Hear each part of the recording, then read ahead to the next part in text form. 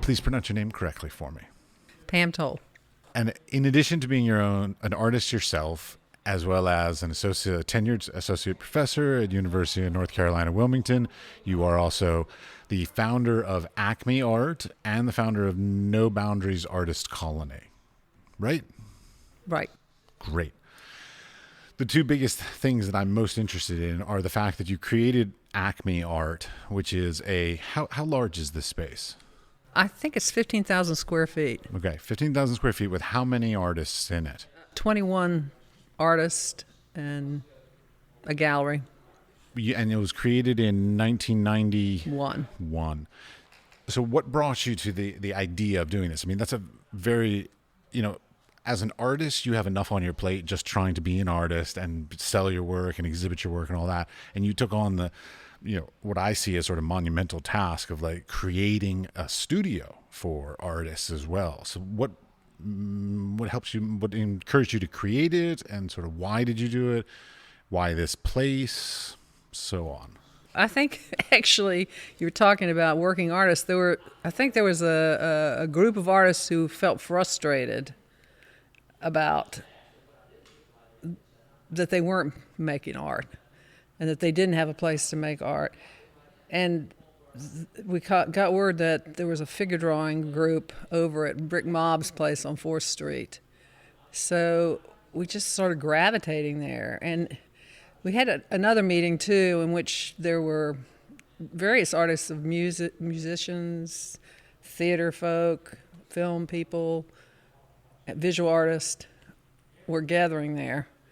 And out of that spun this group of visual artists who met and did these action projects. So we painted suitcases, and we were going to take the ferry over to Carolina Beach, and take our suitcases with them. We had these art kind of happenings and action group things. And out of that, there were about 7 of us that really had a drive to find a place to work. And always in that equation was the idea of a community, and that was a common goal. And we did a really wise thing. We started looking around for a building, and we pretty much scoured, and we found this building, which was in a kind of a neglected neighborhood. There were a lot of empty houses. A lot of the people that lived here had seen their neighborhood, which was pretty nice, go down the tubes, and they were pretty happy to see us in here because there was a furniture storage place here, and the trucks would knock the electricity out in the neighborhood. So some things like that, they really welcomed us into the neighborhood. We rented it with an option to buy the building. We rented with an option to buy, and it had plenty of space and electricity and a toilet. So. All ready to go. Everything artists need. Right, because we looked at other places where there was something missing. And we didn't have a lot of cash. So with just pretty much sweat, we sectioned off with tape, basically, our various studios. And there was this huge cavernous center place that in the early years we had theater groups that practiced in there, music groups that practiced, figure drawing. There's a lot of activity in that big space. And so even now there's a fairly big space in the center for that kind of thing. One of the really great things that we did is there was a minister artist here in town who was a blacksmith, and we asked him to come and arbitrate our goals, to sit with us and let us hammer out what our goals were with somebody arbitrating.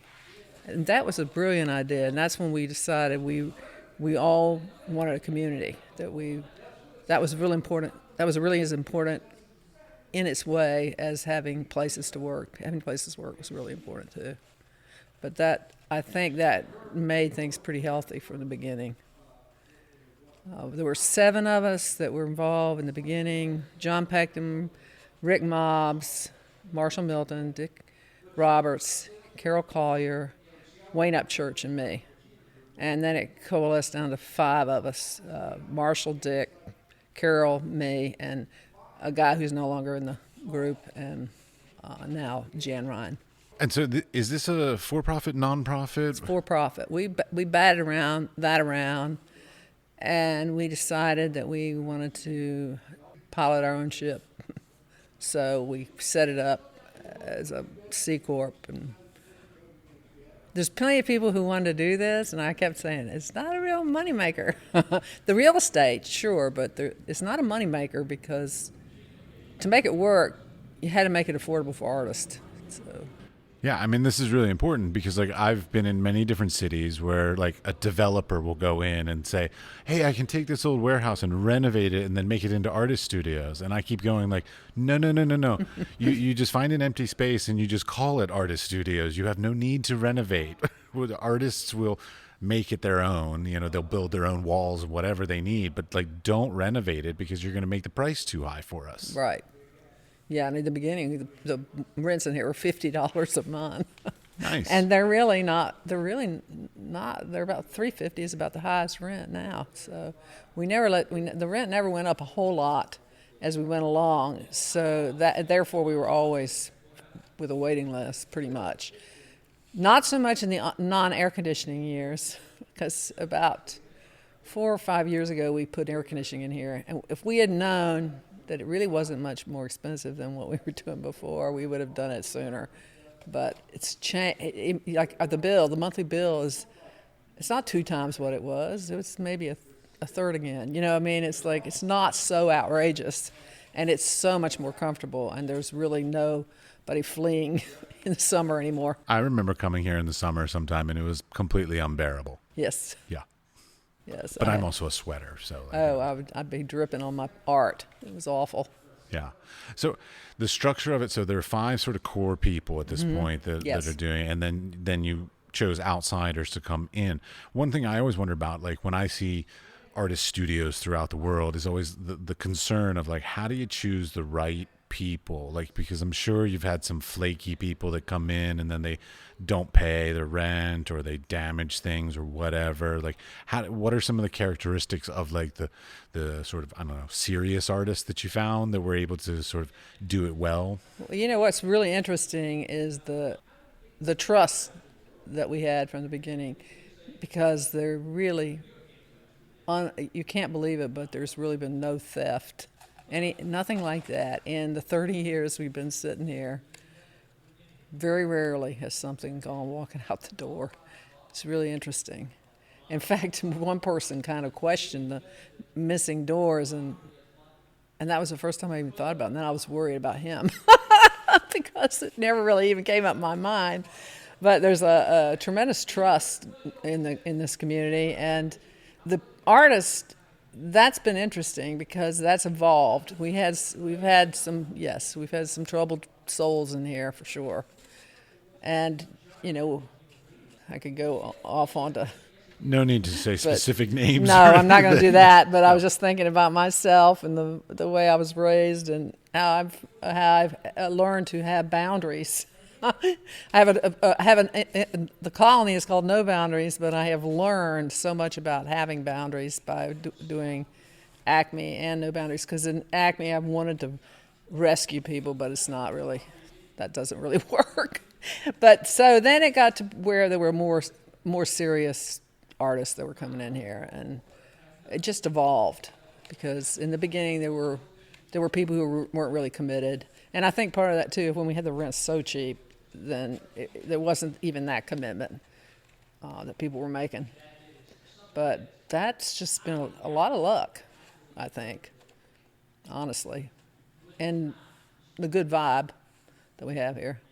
I think there was more choice involved in the art residency program we put together than in this program here. We pretty much let anybody come in, no matter what they did. If they had a real yearning to be an artist and they were willing to fork over some money to have a studio, we welcomed them. And a lot of them got some good breaks coming in here. You know, early.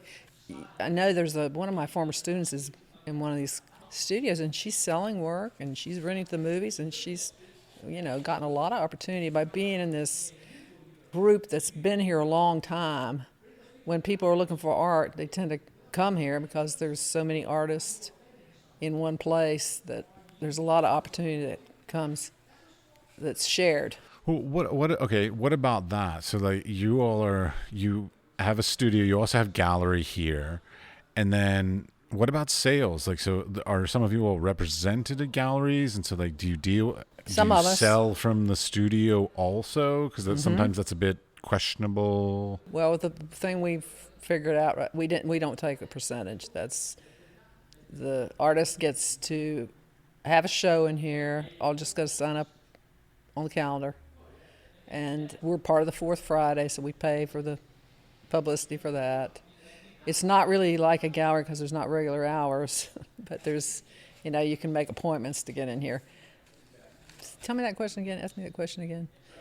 Dealing with the nature of sales. Being represented and selling out of the gallery, because of course we all many hear people bad sell stories. their own work out of here, and that's fine. And then lately there has been a dealer here in town who's pretty interested, and several of us in here, and so we're giving her a chance to do what she does, because frankly, for me, I'd rather be making the art than trying to figure out a way to sell it. So, well, and that sort of goes back to my initial idea about talking to you about this, which is you are an artist and you also teach. So you got 2 full-time jobs already, and then on top of that, you took on the responsibility of founding an artist studio, and then on top of that, you said, let's create a residency program. So, but which are not necessary, but there was something about you that sort of made you want to do these things. Yes, and I think that I think there's there's an economy that. It's very interesting because my father was a free market economist, but I think there's such a thing as a gift economy, and I really do think that is a pretty. I mean, you can't blanket say it's a generous group of people, but there is a generosity in people who pursue something that they don't get stroked for, they don't get a time card, and they don't often get praise or sales, but they continue to make something that's important to the community. I mean, in some way, I don't think we'd be here if it weren't important to the community. I mean, I don't think this place would exist if it had to be sustained at some point by everybody who's in here in the community. So does the Acme Art have any sort of strategic planning, growth, intentions of future? Well, every once in a while we'll be in our bonnets. Like right now, we're decided we're going to get industrial gutters on the front because my studio continually floods when there's lots of rain. So we come up to these projects. We got a new roof twice in the 30 years, and that's not a cheap thing. And we put in some skylights. And, so we get these impulses to do some new things. But in the beginning, it was just sweat. We worked really hard for 5 years. Building walls, mudding walls, painting walls, getting the plumbing fixed. Well, you all were pretty well established by the time I arrived in 2002, I think. Okay, yeah. So that was 10 years later. Yeah, you all were pretty well established by the time I'd even arrived here. Yeah, in the beginning, all the owners were paying rent too. As it got more successful, now the money is used for taxes, which are pretty high, and utilities, and the Fourth Friday, and the upkeep, and all that. So we have enough rent to be able to stay here, be here. It's okay. One thing that actually I always wonder about when it comes to artist studios, insurance. Do you all do insurance, or do individual artists do their own insurance? How is that? If the contents of the studio is insured, that has to be done by the artist. We have a general policy for the building, for liability, but not property, because Acme doesn't have any property. Even the business property, we really don't have anything. It's like we have a safe over there that we found. It's old. You know what I mean? Everything in here is old, found on the side of the street. I've never been in an artist studio that had new stuff, unless it's like somebody who does like 3D printing or some high tech stuff. Yeah. So yeah, I mean that's sort of the fun of it to me. Yeah. Every artist, like, I mean, in my lifetime, I've thought like, oh God, wouldn't it be great to like run an artist studio? That'd be so much fun. Is it really fun? It sort of runs itself. Honestly, at this point, I'm the treasurer, so I'd keep the books and I take them to the tax guy, and pay the bills and make the deposits. But that's really, then there's other people who call the repair people and are here for the repair people, and it's basically run by Marshall and Dick and I, and we've spread to our strengths the jobs. And honestly, around tax time I'm really busy with Acme stuff, but at the day-to-day there's an artist in here who's really been our liaison with everybody and helps with everything too, and that's Michael Van Hout, who is just a wonderful person and a people person, and he's been really important for this whole thing to work too for a long time. He's Carol Collier, one of our partners, lives in San Francisco now, and he lives in, well, he doesn't live, he works in Carol Collier's studio, and he's a terrific guy. Yeah, no, he's a really essential part of the way this running, right, So, and he gets paid. All right. So now it's not run in any way that's, as you said earlier, it's not like a money-making thing. It's basically about creating something that's stable, that nobody has to worry about, that will be here, that you can rely on it, kind of thing. Place isn't going to close, but it's not necessarily going to be like a huge investing, money-making venture. So no. The idea of creating an artist studio to make money is a bad idea. Yeah, I don't think it's viable. But there are a lot of people that do think it's viable. I know, and I'm always surprised because plenty of people have, said they were going to do that or whatever, and I always say, but if you plan on getting rich off of it, it's not going to. And I think that's one of the things that made this a success is, in the beginning, I remember thinking, well, Marshall has all that equipment over there. I have one plug. You start thinking how the utilities are divvied up. And I at that moment, I went, don't even go there. Yeah. If you start going there, you are going to be miserable. Yeah. We're all in. That's it. Yeah, we're don't nickel and dime it. Don't do any of that kind of stuff. If we did any of that, if we had gotten like that, if we'd paid ourselves even, I think it could have been more problematic. We don't pay ourselves. We're just here working. Okay. Now, you also created, or was one of the founding members of, I shouldn't say you created. There were 3 of us. No Boundaries Artist Residency. Right. And it's really a subset, because Gail I met at Rick's. And then, and she wanted to buy in at some point, but the guy that was selling didn't sell to her. But anyway, that's another story for another day. But Dick and I and Gail set this up in about, I think around, we had these shows in the beginning before we even had Acme. They were called full moon shows. And the very first one we had, it was down at the Cafe Phoenix, and we had the upstairs hung with art. We had a dancer, we had a reading, it's some music. And then we had another one, and it was in 3 locations downtown. And then when we got here, we had a big blowout one, and one year we had a Hunter Moon Festival, which was 3 days long. And we had a theater, and we rolled a piano in here. I have a friend who's an opera singer. She came from Chapel Hill and sang, and she had just been on Fulbright in Macedonia. Terry Rhodes is her name. And she said, Pam, have you heard, I was just in this place. I practiced the piano at the National Gallery. There's 13 art colonies in this little country, and you really ought to go there, or someone, the artists should try to go to these art colonies. So I sent my slides and Vita to slides. That's yeah, cute. back in then, to this woman in Skopje, Macedonia, and she sent me to an art colony on the Bulgarian border, a monastery called St. Joachim Osavogaski.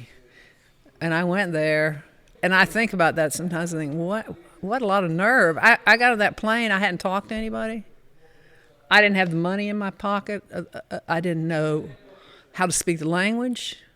I just landed in this completely foreign place with really, I don't know. And then I went around asking if somebody spoke English, and then somebody went, Pamela! So they found me, and I had a life-changing experience. And there was such a generosity. This was a country that is very, well, they're doing better now, but they were so poor. Wait, what year was this? 1994. So the war was going on in Serbia, and there was a blocked borders. They were like trying to keep peace in Macedonia, and there were a lot of peacekeeping troops in UN trucks and everything. There were curfews at night. But I was just embraced in every way as a person and an artist, and it was just amazing. And I met all these artists from all over the world, and it was a real challenge and a really exceptional experience. And when I came home, I was asked to come again the next year, and they said, bring somebody with you, and I brought Gail with me. And Gail and I had a great time.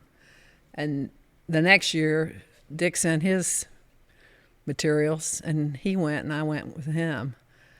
And I had, from the very first year, had said, I'm going to have you wait, I'm bringing you to the United States. I'm going to have a colony. And Sergei says he remembers that, and he just thought, yeah, right. And the guy, I met with an artist named Gligor Chmersky, the woman who I wrote the letter to, Minka I can't even say her last name. It starts with a K. It's with an A. And then Jordan, also with a very difficult last name. But he was the director of the art colony. And they said, you must be an ambassador. We want you to go back, and we want you to write the president. And I was thinking, wow, they don't know how big the United States is. Yeah, they don't get it. The They don't know how unimportant I am. So I wrote a letter, though, when I got back. And I got a really thoughtful reply from this diplomat, Christopher Hill, who ended up being the first ambassador to Macedonia. But he wrote me a beautiful letter. He said, I told him I was going to have this art colony, and he said, that is just great. That's such great, that's diplomacy, to do that. And so I put it in motion, but I didn't know how the heck I was going to do it. And I remember thinking 3 years have gone by, like I wasn't getting it done. How was I going to do it? And then, of course, after Dick and Gail went, they were like, we're on board. Let's do this, And Dick looked into Black Mountain because that had such a history. I love Black Mountain College. Yeah. So, but it was going to be a difficult thing because we were going to have to pay for it. We were going to have to do a lot of transporting. We didn't have the resources up there. We had all the resources here. So I had swim masters swim team at the YMCA, and I had met Kent Mitchell, who owned the island, Bald Head Island. And which is, by the way, a ridiculous statement that you just made. I know. This man that you met at the Y who owns an island. Yeah, well, it was swimming that got that island because his father was a billionaire, and he and his brother went over there surfing. And I believe the plan was for it to be all condos. And this Kent had gone to Harvard Architecture School. He had an environmental plan, and it's been really beautifully developed over there because about 2/3 of the island's still natural. Yeah, reserve. Just to be clear for the listeners, this is a place called Bald Head Island, which is off the coast of Southport, North Carolina, which is this absolutely stunning place that's very decadent. Primordial. Decadent on one end. Right. And very natural and very environmentally friendly on the opposite end. Like there are no cars on the entire island. It's all go-karts and things like this, which is I always thoroughly enjoyed. And beautiful houses with great views. I mean, absolutely gorgeous place. Yeah, beautifully planned. And I remember the first year I went over there, it was in the 80s. And there weren't even phones. They had radios. It was like crazy. But anyway, he had a really great plan, and he was a very wonderful guy. And his wife had taken painting lessons from me. And she said, do you know about the residency program we have over there where a person can stay in one of the Captain Charlie's cottages and just leave a painting? And I said, no, but I'd like to do that. So I did that. I can't remember what year that was, but I did that. And then I was like, this is the place. 3 houses. Just to be clear, Captain Charlie's cabin or cottage it was part of the old lighthouse. Is that right? Yes, this was the old lighthouse keeper cottages. They were built in the early 1900s, and they had little storage spaces behind them for food, for staying there. You couldn't even see another house in the beginning when we were over there. It was just this beautiful stretch of beach, uninhabited. It just, deer coming out at night, just beautiful place, and it still is. It really is. And so it started with it. They were already doing sort of a residency, They were. but just sort of one by one. Right. And then you all stepped up and said, "Hey, let's make this bigger." Well, I wrote him a letter, and I was asking for all 3 houses, and I went, I haven't got the nerve to send this. And then I ran into him downtown, and I said, Kent, I have an idea. I have this idea. He said, okay, let's go get a cup of coffee and talk about it. That was it. He said he was in. He was like, he knew that art was what was an important thing that was missing from over there. And he, and I always thought he would end up coming over there and making art with us, but he never did. But he was very supportive.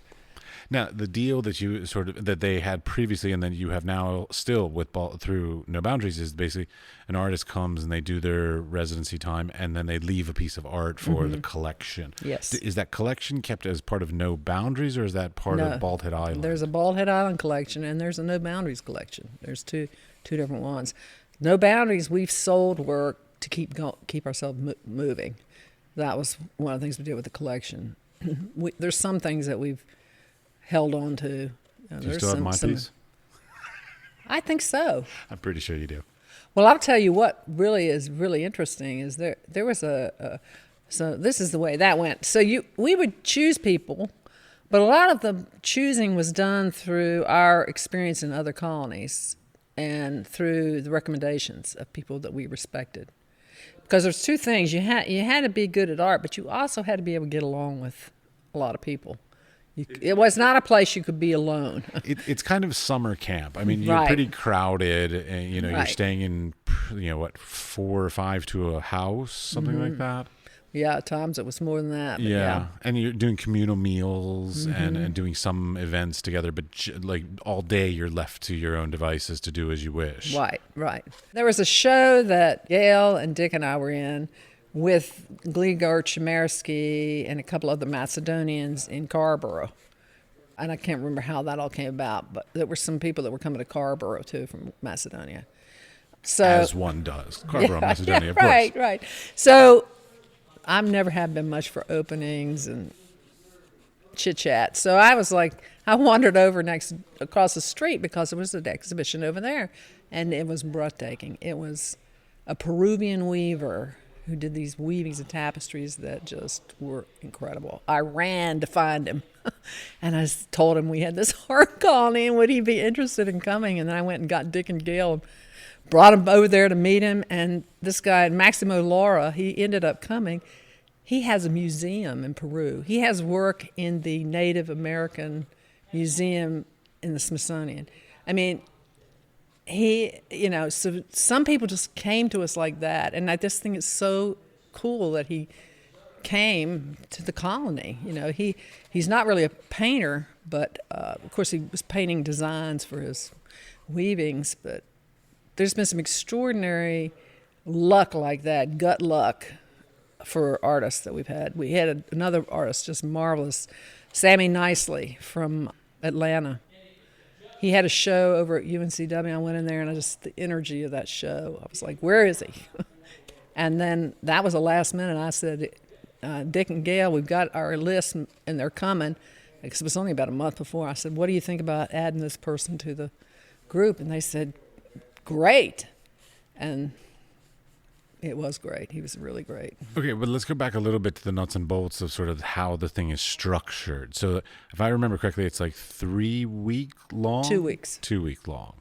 And so it's 2 weeks generally in early winter, if I remember. November. Yeah. And it was a very off season in Bald Head, and we always laughed and said, "This is the best 2 weeks in the whole year." Yeah, but it was because like nobody was over there. Yeah, in all the November. summer tourists are gone, and it's not too cold, so Right. it's actually really, really lovely over there. Right.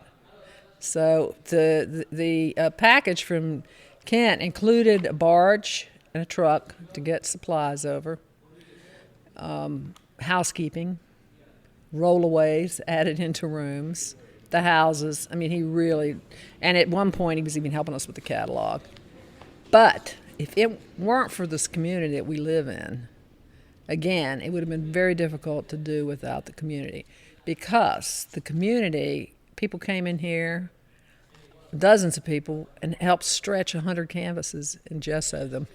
We had canvas, what do you call it when you're a labyrinth in the gallery. So many wet canvases, and blistered fingers from stretching canvases. And then we had a person who would call great cooks in the neighborhood, and there was all these great cooks, and they got to stay overnight. They had a room, and they would make these fabulous meals every night. And that really got stepped up even more when Beth Crookham became the director for a while. And she knew everybody ran restaurants in town. We had people, chefs from Manna. We had chefs from the Little Pond Catering, RX, and I can't pinpoint. I mean, we have had some unbelievable food served to us over there. Yeah. So that was, and that's expensive too. If you had to buy all that food, I mean, they were really giving us something wonderful. And now they've set up a house separate from the 3 houses where they can stay with their family. Wow. So it's a better deal for them now than it was even then. But they get to fish or do whatever they want to do on the island. I remember the year I went was the year that the brand new kitchen had been completed. Right. Yeah. So I never saw the old kitchen, but the new kitchen was amazing. Yeah, Kent did that just for the No Boundaries. Oh. He made a long kitchen so we could sit at a big long table. Mm-hmm. And there used to be a porch off the back, and he made a bathroom out of that. And It was a beautiful kitchen. Yeah. Like absolutely exquisite. And all those porches in the back were made because of No Boundaries, and those back decks that are down in the dunes. So it sounds like a lot of the stuff that happened and still happens, I should say, because this is still continuing, going, right. is that it came up because of sort of partnerships and relationships and sponsorships and whatever, I don't know what words you want to put to how Right. people We had some supported it. very generous sponsors who believed in what we were doing and gave us money too.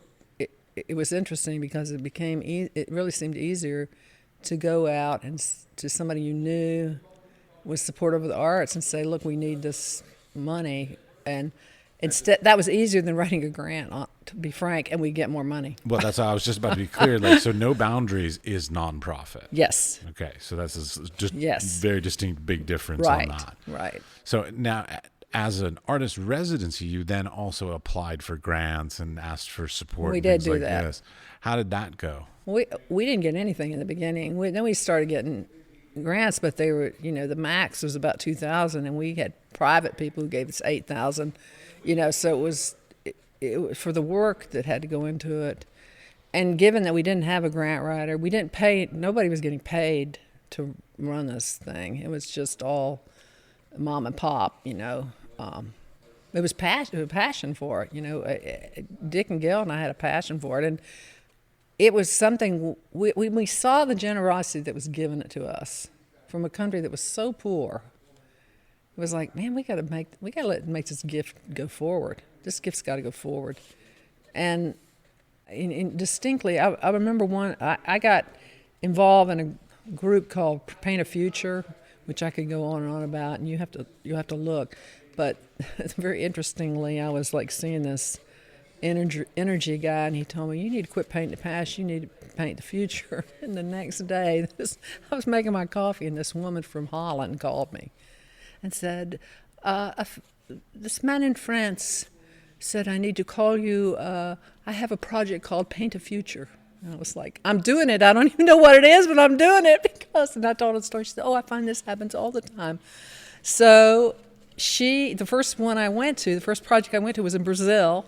She brought all these great artists down there to this resort in an off season. She'd met some guy on an airplane. We were on this island off of Brazil. Unbelievable.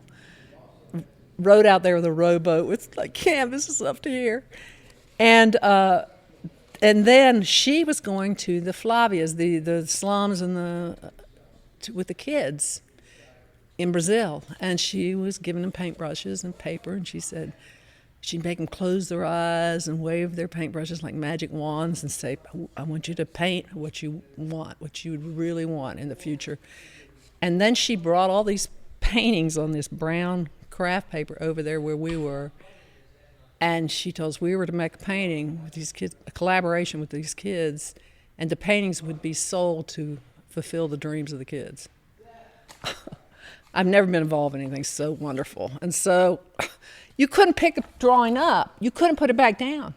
We were painting furiously, making these paintings. How long was that event? That was a 2-week thing, and it was just a beautiful environment, wonderful artists, and the greatest, thing we were doing. And that first year, 2 of my paintings sold for people to get houses, like to have their houses redone. I mean, it was so powerful. And then then another funny thing is she sent all these paintings with me for a show in the Atlanta airport, and I wrapped them all up, with plastic, and I had them and then I got to Atlanta, and because since you had to, show your passport and everything, I was just going to get those paintings and deliver them and then get back on the plane to go to.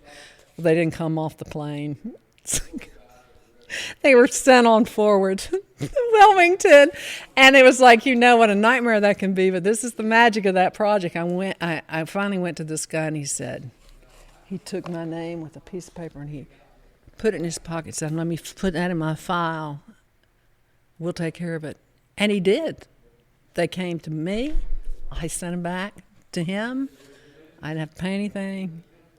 That never happens, but it was magic. It was magic. And a painting one of my paintings sold there, too. And since then, I went to France, Rouillé, France, Plettenberg, South Africa. Gail and I ended up on an Indian reservation here in the U.S., in South Dakota. The Lakota Sioux? Yeah, nice. Mm-hmm. My father worked there for a while. Yeah, so that's just an incredible project, and a lot of us got involved. So what I was going to say is, when I got involved in that, I met all these great artists. So I said, you want to come to No Boundaries? And one year we invited a Spanish man who I met in Rouillé, who ran his own art colony in Noja, Spain. We invited Hetty, who ran Paint a Future. We invited Antonio Manfredi, who has a museum in Naples, Italy. So I said, I can invite all these people, and then everyone in Wilmington, the doors are going to open for these artists in Wilmington, and it happened. Fly went to Spain, to the colony. Harry Taylor. Yeah. Fly. Dick and Bonnie went to Rui. Gail went to Brazil. I mean, it was so incredible because all those, I've been in a couple shows in that museum, and I know Gail has been too, but it was that, just making that pool bigger, the ripples, make them go out and out and out and out. Well, that's something that I've been learning more and more as I've gotten older, which I wish I had learned when I was younger, which is basically, it's not like networking because that sounds too intentional, but it's connections. It's just people you meet for whatever reason that somehow enter your life, that somehow end up being of some importance, kind of thing, is very important. And my thing is I'm great at meeting people. I'm so good at meeting Yeah, people. you are good I'm a at social that. butterfly, but I'm horrible with nurturing those relationships and continuing them. Like, you and I are friends, but I haven't really spoken to you in 12 years. But we made friends early on, but I'm really horrible at nurturing those. And it sounds like this scenario of like doing all this is about more than just meeting people. It's about like nurturing that and continuing the process beyond just the residency times. Yes, and that I could go back to those first 3 years in Macedonia, and I still have like a really deep friendship with Sergei Andriisky from Macedonia, and I've taken students. He started his own residency program in this village that was dying, and his father's a very famous poet, and he was born there. And that place is now a center of ecology and art. I mean, they have done so much for the environment there. His wife's very involved in the environment, and I went there as a resident. And then I took students there in 2011, 10 students who stayed in the village with the people that lived in that village, which was the most remarkable. That alone was a remarkable learning experience. Took students who'd never been on an airplane, a boy from Burgaw who'd never been on an airplane, and now he's an artist with a studio. I mean, you wouldn't believe what these kids are doing now. And they went there, they had 3 weeks, they had some time in Skopje. Then we were in this village, and they made art, and then we went out to see various other things, archaeological, Roman tile floors and things like that. It was just an amazing experience for everybody involved, and then I went back again in 2013 when he had a anniversary, and gathered a bunch of artists back there. But he often comes here too. He's been to the colony a few times, and he stayed in our different homes at different times too. But there's some friendships like that, and he's recommended people to come here, like Leon Patchett from Scotland. It's and then there's Gönül Nuhoglu from Istanbul is another really great friendship I have. Every time I go to Turkey, I'm with her. She even came when I had cancer in 2005. One day I went home to my home, and she was sitting on my porch. I mean, it's like, that's going to make me cry, because there are some relationships I have because of all that are incredible. They're really incredible. Some incredible people. She's an incredible artist too, and very interesting people. I fell in love with that part of the world too, the eastern part of the world. As a matter of fact, the No Boundaries, one of our main things was we were always going to invite Eastern Europeans to No Boundaries. So from Bulgaria, Macedonia, Turkey. Right. Well, let's take that back a step, actually, because the structure of who's involved in the residency, we didn't even sort of get to that, because you do two different things at different years. So 1 year is national, people that live sort of regionally, locally, U.S. space, basically. And then the opposing year is international, where it's sort of half international, half local. Is that correct? Yes, and in the beginning we had about 26 artists over there, you can believe, in the 2 weeks. In three houses. What we did is we rotated. We had everybody we can get from Wilmington over there for 3 days. 3 days, 3 days. We just wanted to get as many local people over there as we could to meet people that were from other countries, and then that became kind of untenable at some point. When we let go of it and Beth ran it, they did what we, not the first year, but then after that, what we had kind of come to, which was 12 people, where everybody had a bed, and there was some space on the porches in the houses to paint. So it changed a little bit that way. The structure of choosing to do like 1 year locals and Right. 1 year international, it's interesting. Like I always sort of wondered, because of course I was never engaged. Like, it was why? expensive to do the international years. Okay, wait. So step that back a second. So for the international people, you paid for Everything. Really? Their supplies, their housing, their food. They didn't pay a dime except to get there, because that's what was given to us in Macedonia. And then the locals, we asked for money to put groceries in the refrigerator, I remember. But it still was the housing, and there was still it was still a good thing. But then when Beth started working at the colony, they started having international people every year, but only one or two. Like, it'd be they would bring an alumni from No Boundaries, which was a good thing because they knew kind of the ropes, a few locals, and one or two or three international people. So that's the way it goes now. And No Boundaries. Okay, so the thing that I'm always fascinated about is sort of how do residencies select their artists? Is it an open call? Is it invitation? What's your scenario on how you do this? In the first years, it was recommendations and invitation. In the last 5 or 6 years, it's applying online. And there's something to be said for recommendations. You know, they had a really good bunch this last time, because I was over there and I really enjoyed the artists. There was 2 from Turkey. Actually, I had recommended them. There was a guy from Spain. Was he from Spain or South America? But anyway, he was a really good painter. I can't remember if there was anybody else from overseas, but they had all applied. And now that's starting to get out there, because I even said something. I went to the CAA and I met a painter there, and I really enjoyed her work, so I went up and talked to her about, and she knew about No Boundaries. And I was supposed to send her some stuff, but I never had. I've got her card. I'll have to send it to her. But so people know about it.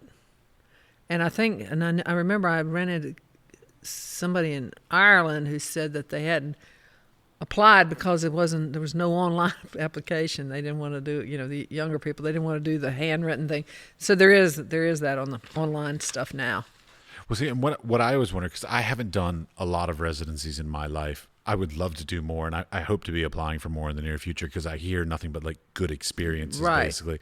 Good, whether the experience of the residency is good or bad is irrelevant, but the experience of doing it is always seems to be jacks you. I mean, you come the real art doesn't happen there. It happens after you've been there. Yeah, it's the ramifications of it. Yeah, it's like talking to people, thinking about things, right. Looking at things in a different way. So, like, were you part of the application process? What do you mean? Well, the one thing I always wondered, like, who juried? Basically, yeah, I was asked to jury one time. Well, because I always wonder when, from the side of the jurors who are looking at it, what's the special thing you're looking for that differentiates somebody who should be there versus somebody who shouldn't be there? Like, is it the work? Is it the statement? Is it their CV? Like, what are the sort of hierarchy? They did all that, and needs? they also ask for recommendations now too. I know there were 2 girls from Brooklyn that came, and I believe Scott Reland knew them before they came, so he had some insight into what they were doing. So it's good to have. There was a jury of 5 or so. It's good to have 4 or 5, because somebody who knows these people, other people may not get it. It's good to have a variety of people on the jury. Well, actually, wait. So, like, let's take that back a step, because then that's an interesting part. Because a lot of residencies also talk about, like, they want painters or they want sculptors. Mm-hmm. They're very, like, medium specific. Whereas No Boundaries is not medium specific at all. It was in the beginning. It was painters, yeah. Okay, well that explains why I didn't go in the beginning. And then it started and then we started seeing it needed to be more than that. But the thing was, like, clay was really very difficult, and Gail ended up doing lots of work in her studio to make sure it got fired and all that after the colony. So that was laborious. But we did have this wonderful Serbian clay person, and she was great. But it was a lot of extra work for Gail. Well, the year I was there, I remember, like, Arrow was there, and he brought his printer so he could print photographs while he was there. Mm-hmm. And somebody brought a monopress. Yeah, I have. Was that you? That thing up It was there. that one, yeah. Yeah. And people were doing monoprints Yeah. kind of thing. So like the meat. By the time I sort of was aware of it and got engaged with it, it expanded past that. But that's sort of an important element, is that like, while it may have started as painters, but you've transitioned, so now you're open to more mediums, and so there's a little bit more cross-disciplinary engagement. Right, and the environment is really part of it. So, like, I can show you a couple of Leon Patchett's sculptures. He was gathering sticks, and he made these amazing things from wood he found, and carved, and he did some things with grasses in them, that didn't last a long time, but really, really fascinating work. So there was a guy, the husband of the woman who worked in clay, did relief prints. He just went and gathered things on the beach and glued them on a board and printed these relief things that were really wonderful. So the environment really is part of it. Luke Morelli put sand in his paint. And people like Wayne and Sean got out in the elements and painted. Sean would be out there with a light on her head at night painting. No. Sean Best, right? Mm-hmm. Yeah. Yeah. Yeah, I mean, it's interesting because, like, I remember being there, and, like, some people were literally producing their work, like the things that were iconic of their style, such as Wayne McDowell. Whereas other people, like even I did this too, is I took it more as an inspirational, sort of almost like resource collecting kind of time period. Mm-hmm. Maybe the way you sort of reference Gail, where she sort of worked on things but didn't complete anything until later kind of thing. And that's what I had to do, because I worked with photography, and I sort of worked there and discussed with other people and looked at techniques other people were using and things like this, and then sort of completed a piece once I returned from it. So some people seem to use it as the place to make their work, whereas other people use it as a time to reflect and a time to sort of just expand their horizons in order to then return to their own lives and their own studios and then make something sort of inspired by it. And I've always looked at it as a time to do something I don't ever do at home. So when the first time I went to Macedonia, I didn't take any images. I didn't even think about it at the time. I didn't take anything with me. No business cards, no nothing. So nobody had any expectations at all of what I was going to do. I'd never painted with oil paint. I was painting with oil paint there, and I was scraping whole paintings off. And this guy from, where was he from?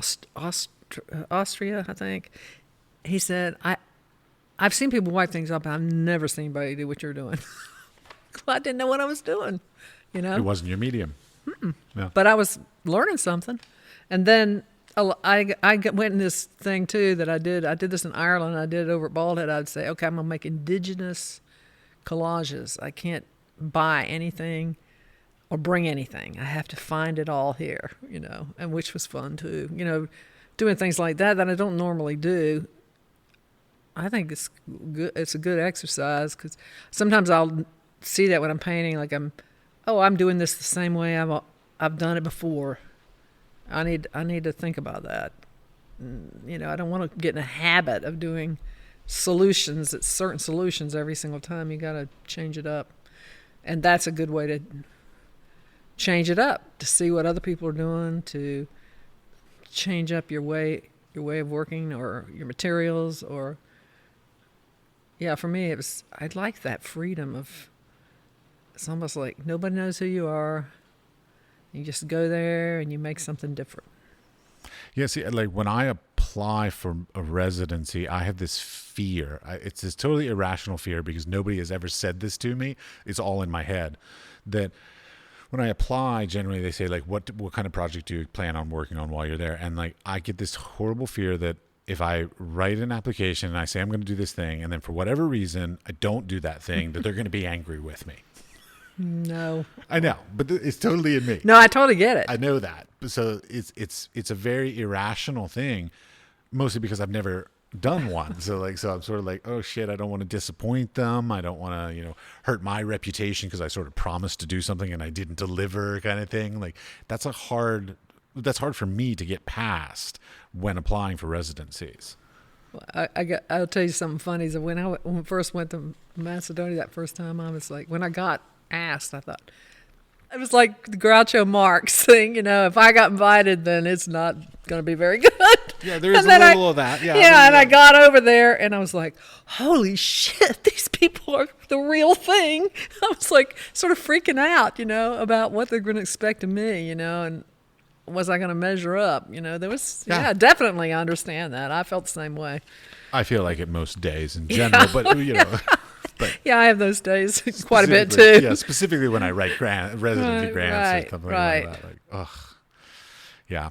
All right. So let's sort of wrap this up a little bit. So you have a lot of experiences. Like you've done lots of residencies. You've founded an artist studio. You've created and run an artist residency program, and you're also a tenured professor as well. So like from your vast experiences, what in my old age, that was my polite way of saying it. Do you have any sort of like things that you wish you knew when you were younger? Oh my God, we have interns from the UNCW that come over for No Boundaries, and they're blown away. And I can't even imagine if that had happened to me when I was in college. I just can't even imagine it. What would it have done? How would it have changed things, I mean, my path's pretty good, but it's like, that would have been incredible. I can't even imagine having that door open at that age. Yeah, I was going to say, go back a step. How old were you when you did like your first residency? 39. Yeah, okay. So a little later in life than a lot of the kids these days. Yeah. Like, because I met this couple from Israel that they literally 6 to 8 months a year just bounce around Europe residency to residency, and they have no permanent residence. Like, I'm like, how do you do that? I've seen that too. I get so tickled because there's this guy. Oh, I can't think of his name now, and everybody knows him. Because he goes to every residency. Yeah, because he's in every colony, and sometimes I see all these people like whooping it up everywhere, and I'm thinking, do they ever go home?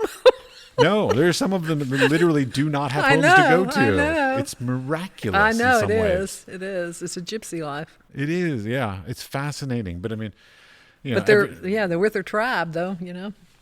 There is a beautiful sense to it, and I kind of admire it and respect it in some ways. But on the other hand, I'm a bit of a homebody, and I like my studio. And I like coming home. I love going, but I always love coming home too. Yeah. All right, so. Advice for future next generation people. What's as I said, sort of what's something that like now that you sort of wish you knew then? Don't listen to no. If I wanted to go to graduate school at University of Chicago, and good school. Yeah, and I didn't even know how to take slides. I didn't know how you were supposed to take professional slides. I had no clue. I had nobody to help me with that in college, which is really sad that there was no like sort of photographer friend. Back then it was like you made art and you don't make money. It was that. Sadly, it's still like that. Well, it's really silly because there are some practical things you do need to know before you get out there, and a practical course of how to take slides, how to frame on the cheap, how to... Okay, wait, just to be clear, taking slides is not a thing anymore. No, I know, back then. No, I mean now, but okay. Digital, of course. Okay. But, but any of that, how to... where do you spend your money and where do you learn how to do it? I'm a huge advocate. I am so disappointed in my education that I received because me too, in that way. They taught me skills, they taught me philosophy, they taught me all kinds of great things, craftsmanship, all this. I'm very thankful for all of that. Me too. But the thing they didn't teach me, and the thing that I think nobody is generally sort of emphasizing enough in academia, is how to make a living at it. Yes, I agree. And that's sort of what this podcast is trying to do. Right. I'm trying to give little tidbits of experiences that people have to try and assist people in finding better, more efficient ways to be more successful in their own individual careers. Yeah, for me, I think that, I think I chose the life of an artist. So it's like it's all of it, and the way I live and what I wanted to do. And some of it was to give, and some of it was to get inspired, or like with my students, I love teaching my students, and that reverberation of energy is they get something from me and I get something from them. doesn't go one way. And that's what I enjoy about it. I want to help kids who are really interested in living that way and doing art and getting out in the world with it. I'd love to be around young people like that. But we need to give them more of a business toolbox. Yes, I agree with that. Like at the schools I've taught at, it's always been just one course, one semester that they call generally like professional practices, which is this vague introduction of like, oh, be sure to have a website and be sure to have a CV that looks presentable. And that's about it. Well, it'd be good to leave school with all that stuff in your hands. Well, and we did that, but it was only one semester of it. Like, Yeah. I think there should be like contract law.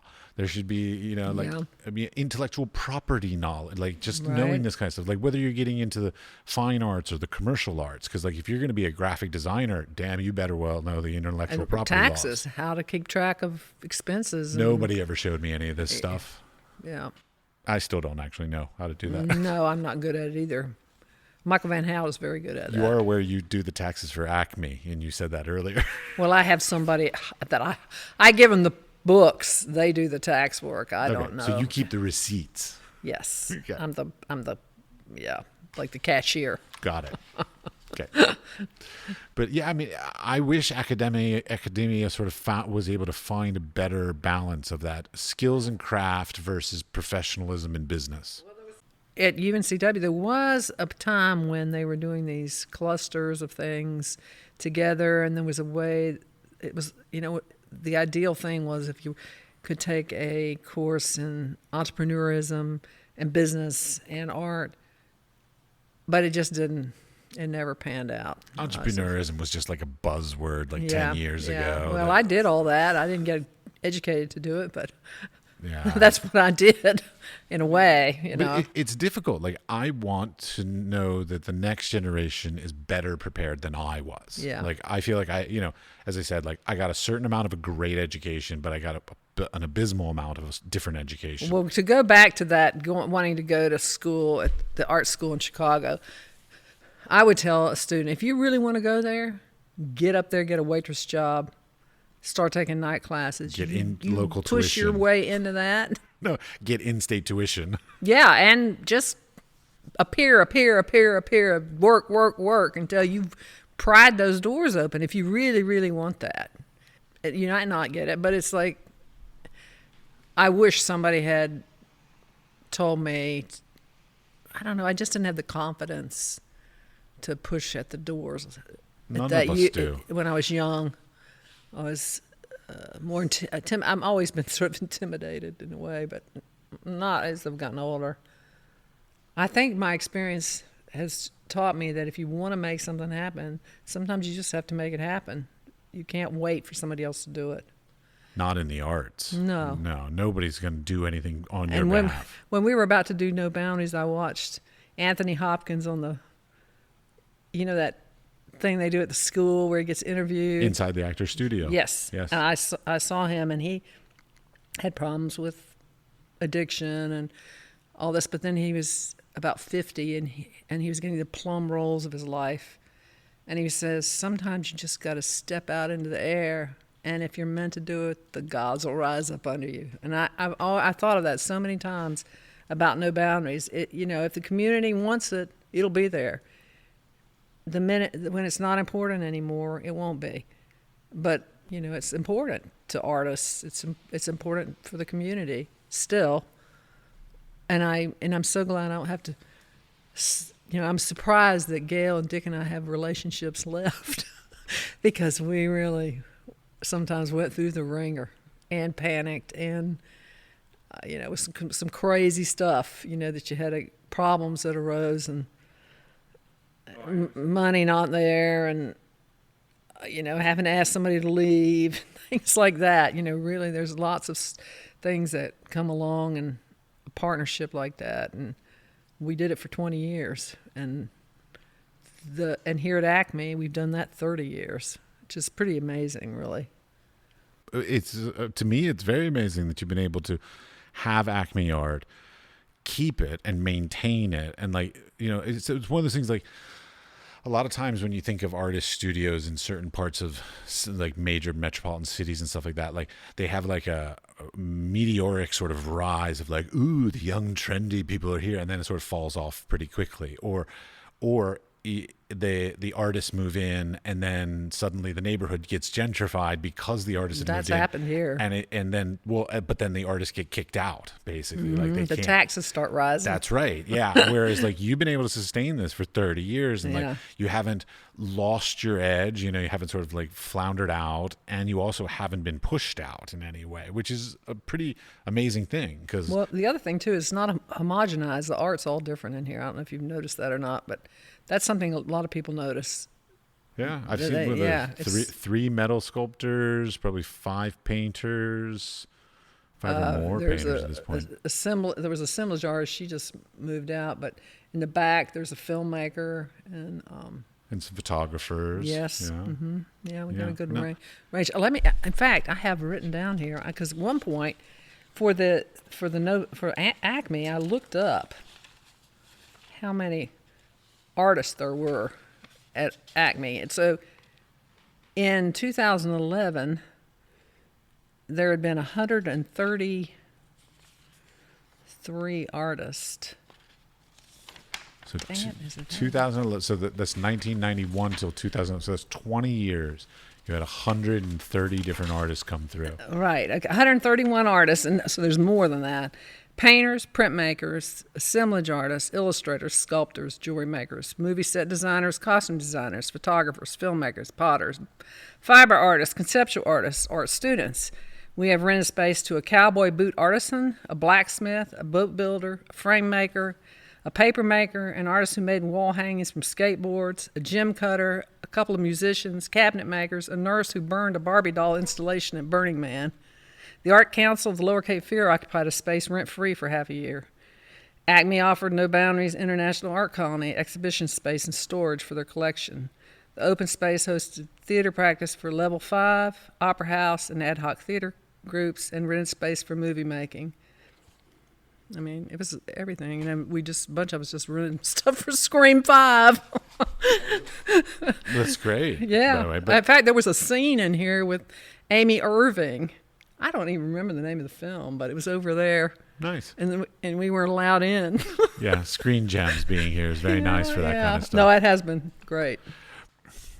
So what do you see for the future? Like, so are you just going to keep running Acme, and you're no longer on the board of No Boundaries, correct? Mm-hmm. Okay, no. So you're just wishing them well and moving on. Right. And I've been over there as an alumni, but yeah. It's great. It's fine. Yeah.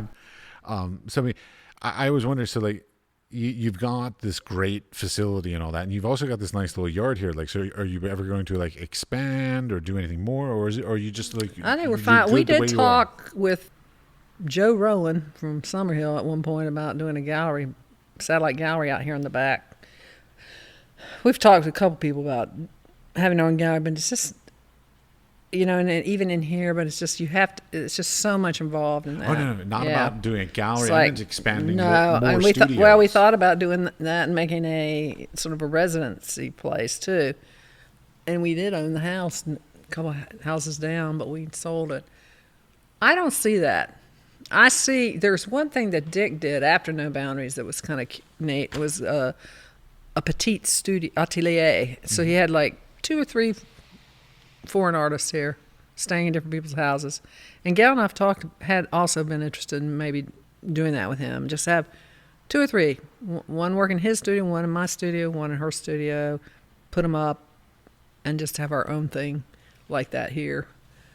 Something simple, but I don't see any, and I don't see any real. What's interesting too is there's no stampede to put a for sale sign out here either, which is very interesting because some people we're getting older, But I don't know. I don't make judgments like that.